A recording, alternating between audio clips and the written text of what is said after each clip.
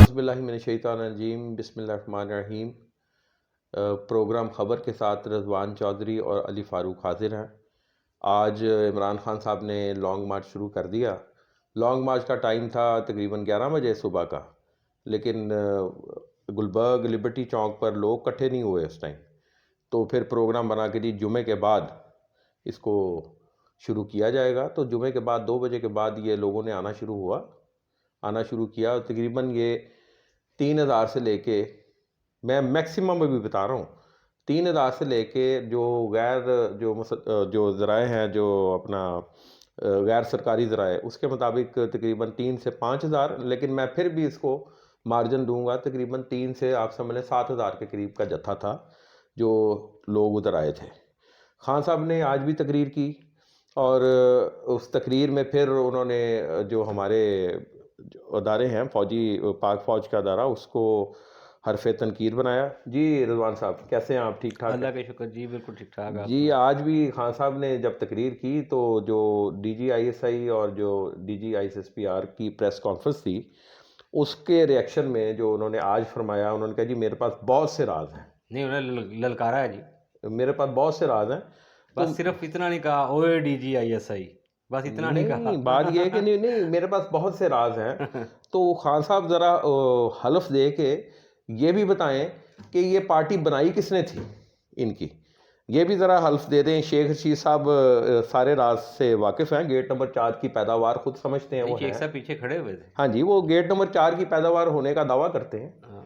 तो वो ये भी ज़रा बताएं ये पार्टी बनी किस तरह थी और ये बंदे इकट्ठे किस तरह करके दिए, किसने करके दिए, किस तरह इनकी ये हुकूमत बनी।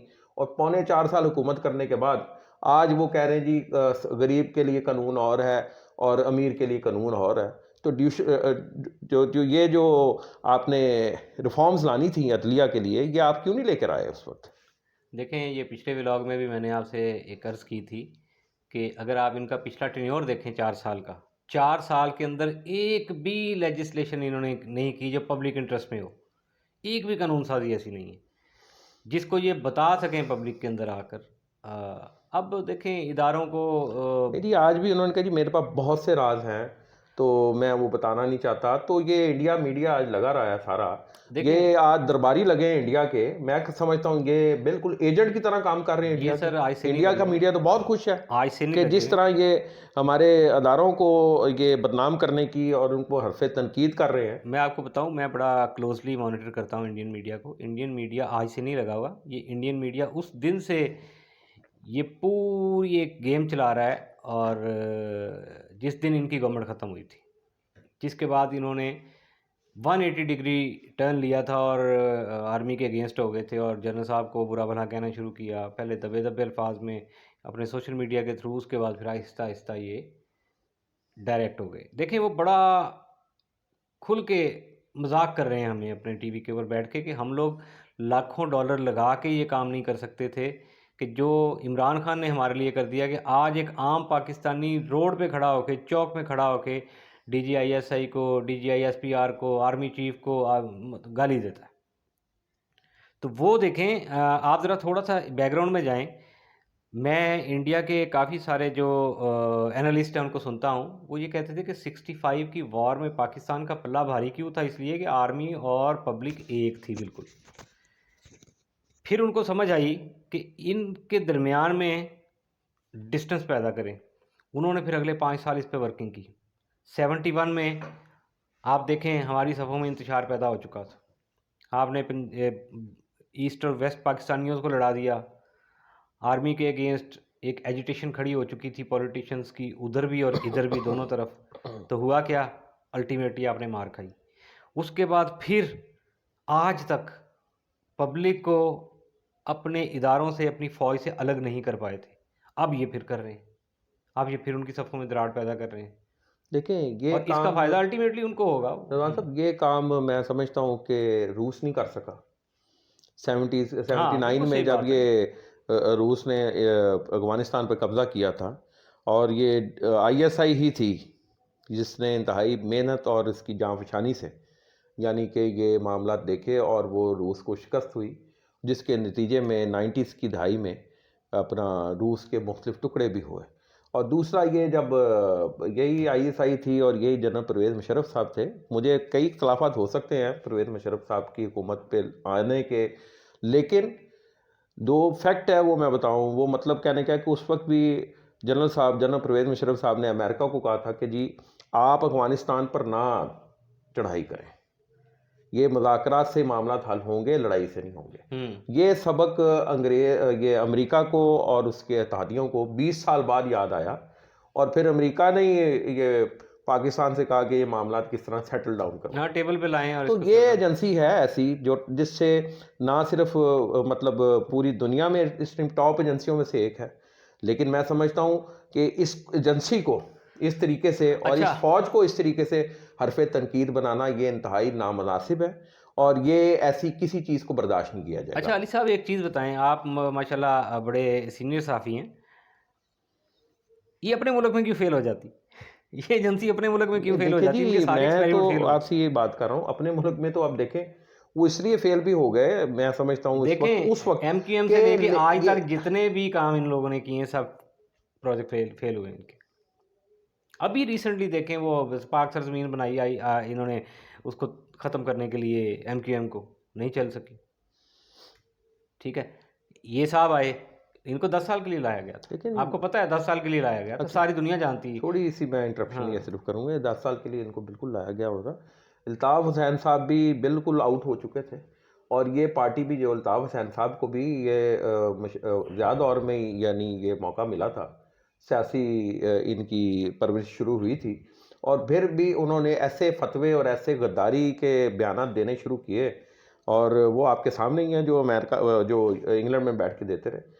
मुझे तो ये इनकी समझ नहीं आ रही कि आज खान साहब बड़े वसूख से फरमा रहे हैं कि हम तो आइन के मुताबिक चलते हैं, हम तो कानून के मुताबिक चलते हैं, नहीं हम हलफ देते हैं कि हम किसी किस्म का कुछ नहीं करेंगे। ये जो उन्होंने पिछली ये जब इनकी हुकूमत ख़त्म हुई है, जो उन्होंने इस्लामाबाद में जब साइफर को पेपर दिखा के ये चढ़ाई की थी, तो कितने दरख्तों को आग लगाई थी, तबाह बर्बाद किया था इस्लामाबाद की सड़कों को, और ये जो धरना दिया था इन्होंने 126 बिल्कुल दिन सही। का, उस पर क्या हालत की थी इसकी। नहीं, अभी आप देखें ये आज, हुकूमत ये कौम की खिदमत कर रही है। आज आज ये जो लिबर्टी चौक पे जो टोपी ड्रामा किया है इन लोगों ने, जो हलफ लिया है लोगों से, पब्लिक से, और ख़ुद भी बोल रहे हैं, और वो पढ़ के सुना रहे हैं, क्या नाम है वो जो लड़का है, क्या उसका नाम है, जो एंकर है इनका, फैसल साहब है यस, जिसका। फैसल समथिंग। वो मतलब वो हलफ पढ़ रहा था और लोग दोहरा रहे थे, साथ साथ में वो पीछे खड़े हुए भी लबकुशाई कर रहे थे। अब मुझे ये बताएं कि ये कैसा हलफ है? जो पहले हलफ आपने असम्बली के अंदर उठाया था, उसकी कितनी पासदारी की आपने? आप एक दिन असम्बली में आके नहीं घुसे। देखें जी आपने पब्लिक के लिए कितना काम किया, कितनी कानून साजी की इस पब्लिक के लिए? इस पब्लिक को आपने इंसाफ दिलाने के लिए कौन सी अदालती रिफॉर्म्स की? आपकी अदालतें, उनका ग्राफ और गिर गया। देखिए जी बिल्कुल सही कह रहे हैं, उनका ग्राफ गिर गया, इनकी निकम्मी तरीन हुकूमत ने कुछ नहीं किया। फिर पौने 4 साल बाद ही इन्होंने राज अफ़शां किया कि मैं तो बड़ा कमज़ोर प्राइम मिनिस्टर था। तो आपको हलफ ही नहीं लेना चाहिए था 2018 में, आपने क्यों हलफ लिया? किस मुंह से हलफ लिया आपने? आपने आईने पाकिस्तान का हलफ लिया, आपने हलफ लिया वजारत उज़्मा का। इतने आप कठपुतली थे तो आपको छोड़ देना चाहिए था इक़्तिदार। और अब जब आप इक़्तिदार से हटाए गए हैं अदम एतमाद की तहरीक पे, तो आपको पिस्सू पड़ गए हैं। और इनका तो जो मैं आपको आज ये पेशगोई कर दूं, ये आज का मुस्तकबिल का मौरिख इस चीज़ का फ़ैसला करेगा, आइंदा आने वाली नस्लें, कि ये फितना था या नहीं था। मैं तो ये आज भी ये कह रहा हूँ, ये फितना है, ये फसाद है, ये मुल्क के मफाद में ज़ीरो, और ये पाकिस्तान और ये साथ साथ नहीं चल सकते। पाकिस्तान की बका इसी में है कि इस फितने को हटाया जाए यहाँ से। ये सियासी मौत मरेगा फितना। अच्छा, ये बताएं कि ये लॉन्ग मार्च, आज तो ये जा नहीं रहे लाहौर से बाहर, कल का शायद प्लान है इनका कि कल लाहौर से गुजरांवाला की तरफ रवाना होंगे, और ये कितने दिन चलेगा ऑलमोस्ट? देखिए जी, ये अब आहिस्ता आहिस्ता चलेंगे, ये 2-4 दिन में तकरीबन ये पहुँचेंगे ये इस्लामाबाद, बहुत आहिस्ता। मेरा ख्याल है कि ये 10-15 दिन, हफ्ता 10 दिन तो कहीं ये ड्रामा चलता रहेगा इनका, ये अपना इंतखाबात का। कल के वीलॉग में भी, कल भी मैंने यही गुजारिश की थी, आपके साथ हम बैठे हुए थे कि यार आप आइन को देखें, और असेंबली की मुद्दत उसी वक्त पूरी होगी। क्या वजह है खान साहब कि जब आप हुकूमत में बैठे थे तो आप कहते थे मैंने कबल उस वक्त इंतखाबात नहीं कराने, ये तो पूरे इंतखाबात टाइम पे होंगे, मुद्दत इसकी पूरी करेगी असम्बलियाँ। जब आप अदम एतमाद की तहरीक में आपको निकाल बाहर किया गया और ऐसा निकाला गया कि इस्तीफ़े दे दिए उन्होंने, हाँ बिल्कुल इस्तीफे फिर देते रहे। उसके बाद फिर ये कौन सा गैर आइनी काम हो गया कि अब इंतखाबात फ़ौरन होने चाहिए। जब आप इक़्तिदार में हो तो फिर कहें जी 5 साल असम्बलियाँ मुद्दत पूरी करेंगी, जब आप इक़्तिदार से निकाल दिए जाएँ तो आप कहते हैं कि जी असम्बलियाँ मुद्दत पूरी नहीं करेंगी, इंतखाबात कबल अज़ वक्त किए जाएँ। क्या आपके पास एजेंडा है? अच्छा, सिर्फ एक सवाल का जवाब नहीं ये दे पा रहे आज तक। जितने भी मेरे भी दोस्त हैं पीटीआई वाले, उनसे मैं हमेशा एक ही सवाल करता हूँ कि भाई मुझे ये बताएं कि जब आप लोग गवर्नमेंट में थे तब तो ये सारे पैगंबर थे ये आर्मी वाले, आज ये गंदे कैसे हो गए? आप तब झूठ बोलते थे या आज झूठ बोलते हैं आप? ये देखें जी, सवाल का जवाब नहीं है इनके पास। इनके पास जवाब है ही नहीं। और मैं समझता हूँ खुफिया एजेंसी जो हमारी पाकिस्तान की है, उसके पास बहुत सी चीज़ें हैं इमरान खान साहब के देखिए बारे मैं में, आपको एक बात बताऊँ, बहुत ज़्यादा नहीं यहाँ चीज़ें रुके हैं। मेरी बात सुनिए। यहाँ पे ये जो एजेंसीज़ का खुलेआम ज़िक्र कर रहे हैं ये और उनके ऑफिशियल्स के नाम ले रहे हैं, ये बिल्कुल मुल्क के ख़िलाफ़ है ये चीज़ें, ये नहीं करनी चाहिए। दुनिया में किसी मुल्क के अंदर आप किसी आम आदमी से जाके पूछ लें, उन्हें अपनी एजेंसीज़ के नाम भी नहीं पता है। यहाँ पे उनका ऑपरेशन किया जा रहा है जलसों के अंदर खड़े होके। यार देखें आप दुश्मन जी, को मौका दे रहे हैं। ऑपरेशन इसलिए किया जा रहा है कि उनका साथ नहीं दिया इन्होंने। ऑपरेशन इसलिए किया जा रहा है कि उनकी बात नहीं मानी गैर आइनी जो ये खुफिया रातों की मुलाकातों में, और शायद कुछ पी के जाते थे या सूंघ के जाते थे। देखें, आज अगर इदारों के ऊपर और एजेंसीज़ के ऊपर अगर हमले हो रहे हैं ना, तो वो उनकी अपनी वजह से भी हो रहे हैं ना। वो लाए ना नहीं, ऐसे लोगों बिल्कुल, को। देखिए जी, बिल्कुल मैं तो समझता हूँ जी हमारे जो अदारे को ये समझ लेना चाहिए कि ये जो फार्मूला था इमरान खान का, लेकिन इस ये दफ़ा एक अल-अलानिया फितना और फसाद में नहीं, तब्दील इस हुआ है। दफ़ा अल-अलानिया वो कह रहे हैं कि हम लोग बिल्कुल न्यूट्रल हैं, हम आइंदा सियासत में देखें, हिस्सा नहीं लेंगे किसी किस्म का। तो मेरा ख़्याल है एक मौका दें उनको, नहीं बिल्कुल, दूसरी मैं जिस तरह से इनको मौका दिया रज़वान साहब पीटीआई ये को। मैं बात करूँ कि अगर ये बिल्कुल सही कह रहे हैं, ये ज़िमनी इंतखाबात जो पीछे हुए हैं, उसमें ये बड़े फेयर हुए हैं इंतखाबात, उसमें ये पिछले से पिछले देखिए इंतखाबात में उसमें जिसमें पीटीआई जीत गई, उस पे इन्होंने शोर नहीं मचाया। देखें जहाँ जिस ये हार जाते हैं वहाँ शोर मचाते नहीं, हैं। जहाँ ये हारे हैं अभी भी कह रहे हैं कि वो जनाब ये करें। तो आप कितने मैचेस जीते, कितने हारे? हाँ साहब, आप बड़े मैचेस हारे हैं, क्रिकेट में भी, ठीक है जी? हर मैच आप नहीं जीते हैं, इसलिए अपनी हार को एक्सेप्ट करें। और दूसरा ये बात है कि कहते हैं जी मैं हकीकी आज़ादी देना चाहता हूँ। हकीकी आज़ादी आप किस तरह देंगे जी? आपने तो कौम को गुलाम बना दिया आईएमएफ का, ठीक है? कर्ज़े आप नहीं उतार सके, कर्ज़े आपने पाकिस्तान के डबल ट्रिपल कई गुना में इज़ाफ़ा कर दिया।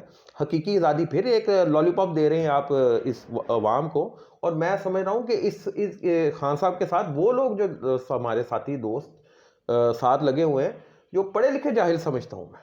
तहकीक करें भाई आप, इनके प्रोपेगेंडे की तहकीक करें। अब जो आप एक्सपोज़ हुआ है जी ये अच्छा, एक बड़ा ख़तरनाक काम होने जा रहा है अशरफ इस शरीफ साहब की एक जाली वालदा साहबा का भी एक इंकशाफ हुआ है जी, वो भी वो बनाई हुई इन्होंने एक डमी दो वालदा चार बना दो के इन्होंने एक्सपोज़ किया, नहीं, नहीं, इमोशनल नहीं, लोगों के इमोशंस वो अली साहब को आपको खेल रहे याद हैं। होगा, हमने एक व्लॉग में पहले भी कहा, इन्होंने चंद एक कैरेक्टर्स रखे हुए हैं, जिनको लोगों के इमोशन से खेलने के लिए बाकायदा उनकी ट्रेनिंग है। वो ऐसे रोते हैं आंसुओं के साथ जैसे पता नहीं सच्चा वाक़या उनके साथ हो चुका है। और उनको देखें, रिश्तेदार बना देते हैं जो लोग कि कहीं न कहीं कोई मज़लूम होते हैं, उनके रिश्तेदार अच्छा बना जी, के उनको दूसरी एक चीज़ उनको मैं पोर्ट्रे ये भी किया जाता है ऐड इस तरह। करूँगा, केपीके की तरफ से भी ये खबर है कि जी जो इन्होंने थ्रेट का जो दिखाया गया था ये 2 दिन कबल ये हमारी प्रेस कॉन्फ्रेंस में जब ये डीजी आईएसआई और डीजी आईएसएसपीआर कर रहे थे कि जी ये थ्रेट सीएम की तरफ से ये जारी किया गया था कि टीडीपी यानी कि वो तरीके तालिबान से बड़ा थ्रेट था। और आज वो कहते जी वो उन्होंने जारी नहीं किया था, उनके इनके तर्जमान ने यानी वज़ीर आला के तर्जमान ने केपीके के ये जारी किया था। तो किसके बेहाफ पे जारी किया था? उन्हीं के बेहाफ पे जारी किया था। थ्रेट उनको इधर था, तो भेजा आपने उनको सीधा ही दुबई दिया है। नहीं, उसका देखें जो ड्यू प्रोसेस था वो ना फॉलो किया जा सका उसको, ना इन लोगों ने उसके मुताबिक चीज़ें की। उसमें आपको अपनी तमाम एजेंसीज़ को सबको एतमाद में लेना पड़ता है और उनको इन्फॉर्म करना पड़ता है इन चीज़ों के बारे में। अगर किसी तरफ से आपको कोई थ्रेट आया या आपके पास कोई इन्फॉर्मेशन किसी एक साइड से आई है, किसी एक ज़राए से आई है, तो वो बाकी तमाम ज़राए को भी इन्फॉर्म किया जाता है, लेकिन इस तरह की कोई एविडेंस नहीं है उनके पास। इवन उस दिन वो प्रेस कॉन्फ्रेंस में भी इन्होंने बता दिया कि वो उन्होंने खुद ही सेल्फ जनरेटेड अच्छा था जी, वो इनका। अच्छा, एक चीज़ मैं आपको बताऊँ, एक बड़ा ख़तरनाक काम होने जा रहा है, जो अभी एक सोर्स है मुझे उनसे पता चला है, शायद आपके नॉलेज में हो। कासिम सूरी साहब और वो शहद वाली सरकार जो थी, क्या नाम है उनका, गंडापुर साहब, वो कोई असला बरदार लोग ला रहे हैं इसके अंदर कोई ड्रामा करने के लिए, वो फॉल्स फ्लैग ऑपरेशन जिस तरह इंडिया करता है, मुबैना तौर पर कोई मुबैना ऐसा। तौर पर ऐसा कुछ सुनने में आ रहा है। तो अगर ऐसा कुछ हुआ तो असल नुकसान तो होगा आम आदमी का। खान साहब ना अपने बच्चे लाए हैं ना अपनी बीवी लाए हैं। नहीं, तो खुद खान साहब खुद सबसे पहले तो अपने बच्चे और अपनी बीवी लाए सरकारी हैं। प्रोटोकॉल पंजाब हुकूमत का एंजॉय कर रहे सर हैं। 4 घंटे तक इनको सिक्योरिटी क्लियरेंस नहीं मिली, पब्लिक वहाँ रोल रही थी और ये 4 घंटे बनी इधर जमान पार्क से बाहर नहीं निकले, और बुलेट प्रूफ गाड़ी में गए हैं बुलेट जी। प्रूफ गाड़ी में गए हैं। और ठीक। दूसरे जो आवाम है उनको उन्होंने मरने मारने के लिए छोड़ा हुआ है बेचारों को, कि जी अगर ये पर कुछ हो भी जाए अच्छा तो कफन। बड़ा और दूसरा ये सोशल मीडिया पे आ रहे हैं, कफन बांध के निकले। कफन बांध के निकले और लोगों को कह रहे हैं कि अपनी फैमिलीज को लेके आओ। भैया पहले अपनी फैमिली को लाओ ना सामने, अपनी फैमिली को बिल्कुल लेकर आए जी, अपने बच्चों को लाएं, अपनी बीवी को लाएं सामने जो अभी मौजूद है। बिल्कुल, जो सियासी मुबैना तौर पर सियासी तौर पर मुदाखलत लोगों की करती रही माएँ हैं। बहनें बेटियां उनको लेके आना सामने, अपनी बीवी को नहीं लेके आना नहीं, सामने। उनकी बीवी भी आए, उनकी जौजा साहबा आए, उनके बच्चे भी आए जी, उनके बच्चे भी आए, बिल्कुल उनके बच्चे आए और वो जो बेनिफिट तो वो ले रहे हैं। बिल्कुल। पाकपतन में ज़रा सा मसला हो जाता है, वहाँ पे पूरी की पूरी देखिए जी, यही तो हुकूमती सारे मशीनरी हिला देते हैं। यही तो सारी चीज़ें हैं। खान साहब को आप जलसों में ये भी बताना चाहिए था, वजाहत करनी चाहिए थी कि जो मैंने ये तोशाखाना से जो किया है काम, ये भी ठीक था। ये जो इनकी फॉरेन फंडिंग केसेस हैं, इस हवाले से बताएं। दूसरा ये भी वजाहत कर दें कि ये जो लॉन्ग मार्च के अखराजात कहाँ से पूरे किए जा रहे हैं, ये कौन सा ऐसा ज़राए है कि जहाँ से ये अरबों रुपए के अखराजात पूरे किए जा रहे हैं। क्या ये पंजाब के सरकारी खजाने से किए जा रहे हैं या केपीके के सरकारी खजाने से किए जा रहे हैं, या फिर किस जगह से आ रहे हैं पैसे? आप मुझे एक बात बताएं, आप अपनी गाड़ी में टैंक फिल कराते हैं, आपका 5-6 हज़ार 7 हज़ार रुपये का टैंक फिल होता है, बिल्कुल होता है जी। ठीक है। और आपकी और मेरे और आपके पास बड़ी छोटी छोटी गाड़ियाँ हैं, इनके पास लग्जरी गाड़ियाँ हैं। एक दफ़ा टैंक फिल कराएं, बंदे को लग पता जाता है। और इनका फ्यूल कौन भरवा रहा है? यही मैं तो सिर्फ सवाल। इनकी पर्सनल बात कर रहा हूँ। इनका फ्यूल कौन भरवा रहा है, इनका सोर्स ऑफ इनकम क्या है, पैसा कहाँ से आ रहा है, इनको कुछ पता नहीं है किसी को भी। और वो लोग जो आज जिनको ये गालियाँ दे रहे हैं ना, वो लोग इसके जिम्मेदार हैं। नहीं, उन बिल्कुल लोगों ने ठीक है, पैदा करके ठीक है। हमारे सर पे बिठाया है इनको। नहीं नहीं, ये तो बिल्कुल आप ठीक कह रहे हैं, लेकिन हम तो आवाम को हकीकी और सच्चा चेहरा दिखाने की कोशिश करते रहेंगे कि इस चेहरे को समझें और सच की तहकीक के लिए, यानी सच को जानने के लिए तहकीक ज़रूरी करें। मेरी बात पे यकीन ना करें, जो सोशल मीडिया पे झूठ बोला जा रहा है, जो प्रोपागेंडा किया जा रहा है, उस पर तहकीक उस पर यकीन ना करें, सिर्फ तहकीक करें कि अच्छा, यहाँ तहकीक पे से इनको सच्चाई का पे सामना सच्चाई का पता लग अगर आप सकता है। थोड़ी सी तनकीद करें ना, तो उसका मतलब ये भी समझा जाता है कि पता नहीं ये पीपल्स पार्टी या नून लीग के लोग हैं। जबकि मैं आपको एक बात बताऊं, जब से ये नून लीग की गवर्नमेंट बनी है या पीडीएम की, ये सारा जो मिक्सचर बैठा हुआ पूरा ऊपर, हम लोग इससे भी खुश नहीं हैं। ये भी गलत किया है हमारे साथ इन्होंने, जिनको आज गालियां पड़ रही हैं उन्होंने ही किया है हमारे साथ। ये करना था तो उसी वक्त इलेक्शन करवा देते, नहीं जी, उस वक्त इलेक्शन होने चाहिए थे, उस वक्त वो करवाने चाहिए थे इलेक्शन। करवा देते इलेक्शन। और दूसरा ये मैं आपसे गुजारिश करूं कि ये जिस तरीके से ये चल रहे हैं लेकर के, ये कौम की खिदमत कर रहे हैं या मुल्क की खिदमत कर रहे हैं? ये सिर्फ और सिर्फ अपने ज़ाती इक़्तिदार के में आने की दोबारा कोशिश कर रहे हैं। इनके पास आज भी रिजवान साहब जलसों में कोई माशी एजेंडा नहीं दिया इन्होंने। देखें, अब नहीं आज तो कभी भी नहीं, इन्होंने इनके पास सिर्फ यही लॉन्ग मार्च मौका में है। कौन सा माशी एजेंडा क्या है इनके पास देने के? अगर दरमियान में 5 साल का गैप आ गया, इनके पास बिल्कुल कोई टाइम नहीं होगा। इनके पास यही टाइम है। ये चाह रहे हैं कि बस किसी तरह से दोबारा गवर्नमेंट मिल जाए हमें, किसी तरह से। अच्छा, शाह महमूद कुरैशी साहब, उनके बारे में भी यार वो एक तो आपके जो अल्फाज है ना, वो मुबैना तौर पे सुनने में आ रहा है कि वो भी बैकडोर से जाके मुलाकातें करते रहे हैं कि जी अच्छा वो उम्मीदवार 2 सीटों के, कि मुझे वज़ीर आज़म बना दें या वज़ीर आला पंजाब बना दें, इससे नीचे नहीं चाहिए मुझे कुछ भी। और जो मेरे से चाहिए आपको मैं करने को तैयार हूँ। अच्छा, दूसरी तरफ असद उमर साहब के बारे में भी मुबैना तौर पे यही सुनने में आ रहा है कि उनके लिए काम कौन कर रहा है, उनका भाई जो नून लीग में है, देखें जी, यही काम उनके लिए उनका भाई कर रहा है।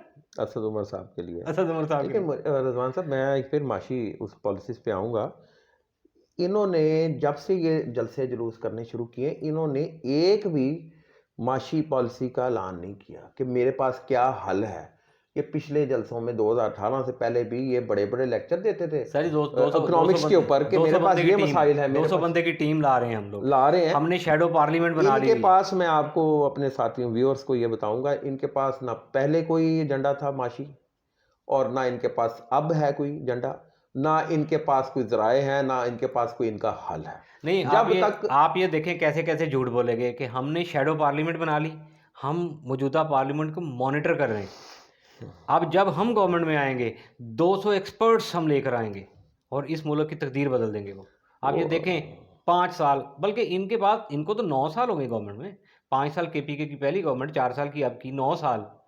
9 साल के अंदर मुझे बता दें कोई मेजर चेंज केपी में या कहीं पे भी जी किसी के तो है ही नहीं, दिवालिया होने के कोई करीब काम आ ही गया, नहीं। केपी के खुद दिवालिया होने के करीब है, वहाँ तनख्वाहें नहीं मिल रही, सूरत हाल ये है। अब पंजाब असेंबली का, पंजाब हुकूमत का देख लें कि मुसलसल जब से परवेज़ लाई साहब वज़ीर आला बने हैं, ठीक है, ज़ाती तौर पे मैं उनको पसंद करता हूँ परवेज़ लाई साहब को, क्योंकि कुछ मेरे अपने भी कुछ ऐसे हैं, कोई अच्छे अच्छे ताल्लुकात भी रहे हैं परवेज़ साहब से। लेकिन मैं आपको बताऊँ, हुकूमत बचाने के लिए पंजाब हुकूमत ने मुसलसल पंजाब असेंबली का इजलास जारी रखा हुआ है और अब तक पता नहीं कितना पैसा इस पे खर्च हो चुका है कि एक दिन भी इजलास को ख़त्म नहीं किया गया कि हुकूमत को ख़तरा है, इनकी हुकूमत को ख़तरा है, इजलास जारी रहे, इजलास जारी रहे, रोज़ाना की बुनियादों पे ये जारी है। और मुझे ये बता दें रिजवान साहब, कोई माशी एजेंडा है? क्या हम आज़ादी हासिल कर सकते हैं, गुलामी से निकल सकते हैं जब तक हम अपने कर्ज़ों से निजात नहीं मिलेगी, सूरत हाल नहीं बेहतर होगी माशी लिहाज से? ये किस किस्म के ख्वाब फिर दिखा रहे हैं? आपके पास सही डायरेक्शन ही नहीं आज तक मिल सकी आपको। ले जी, मैं आपको फिर पेशगोई कर देता हूँ। अव्वल तो खान साहब इक़्तिदार में आएंगे नहीं। अगर ये इक़्तिदार में आ जाते हैं तो इनकी बाशी पॉलिसी सिफर सिफर सिफर बटा सिफर, स्वाय प्रोपेगेंडा करने के इनकी हुकूमत। आपको एक जनरल एक बात ये बता रहा हूँ ना कि वो क्या कर दी, वो इस मुल्क का बेड़ा कर दिया इन्होंने। वही तो आप इस चीज़ को छोड़ें, हमारे मुल्क का सत्यानाश कर दिया है। ये आफ्टर शॉक्स जो इनकी हुकूमत के बाद भी हमें आए हैं, ये इनको खुद पता है कि इनकी नाकिस घटिया तरीन माशी पॉलिसियों के नतीजे में ये चीज़ आई है। 4.25 साल का पहले आप हिसाब दें, फिर ये 6 माह का इनसे भी हिसाब ले लेते हैं। ये भी दूध के धुले हुए नहीं है। नहीं, 6 माह में बड़े गंदे काम किए इन्होंने, ब्लंडर मारे हैं इन्होंने, इनसे भी हिसाब लिया झूठ जाएगा बोले 6 माह लोगों का। के साथ, वही इमरान खान वाला काम अब ये किया। देखें, टाइमिंग चेक करें, मरियम नवाज साहबा कि लंदन जाके बैठ गई हैं सारी पोजीशन को मॉनिटर करने के लिए। पाकिस्तान में क्यों नहीं है? उनको भी यहाँ होना चाहिए था। आएगी, इनको लीडरशिप के आएंगी। तौर पे आना चाहिए था ना सामने। जब कोई सीट मिलेगी तब आएंगी। देखें, इनके लिए खुला मैदान छोड़ा है, इनको चाहिए था ये भी जल्द से जुलूस शुरू कर देते। ठीक है, अगले साल इलेक्शन के साल है, अगला साल इसकी तैयारी करनी चाहिए और इसी तैयारी को सामने लेकर आना चाहिए। और दूसरा ये कि खान साहब, जो साहब आप मांग रहे हैं बाकी सियासतदानों से, पहले आप अपना हिसाब दें, इधर भी और ऊपर भी हिसाब पहले आपका होना है।